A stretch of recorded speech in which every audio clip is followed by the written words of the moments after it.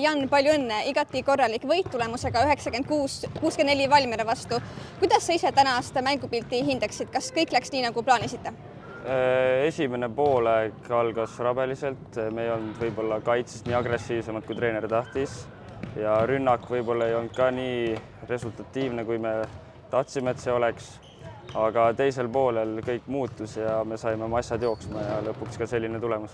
Ja just, et tegelikult esimesel poolel püsisid vastased päris hästi kannul. Et kus teil siis lõpuks juurde panna oli? Kas oligi siis kaitses natuke agressiivsust juurde lisada?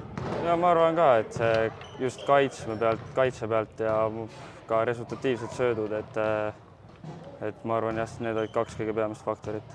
Milline see häälestus või mänguplaan üldse tänaseks oli, sest viimati oli pealinnas tal võit Graamo üle, et see ilmselt andis palju sellist enesekindlust?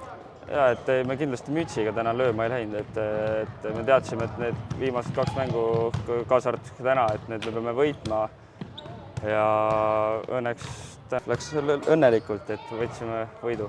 Said ka ise lõpuminutitel platsile, sellise kodupubliku ees on ilmselt väga hea tunne ennast näidata? Ja ei, kindlasti, et see teeb alati südame soojaks oma fännide ees mängida. Nüüd on jäänud siis veel üks põhiturniiri mäng, sellised võidud ja üldse toetav kodupublik ilmselt annab väga palju juurde ja tegelikult soov on ikkagi tegusid teha veel edaspidi ka.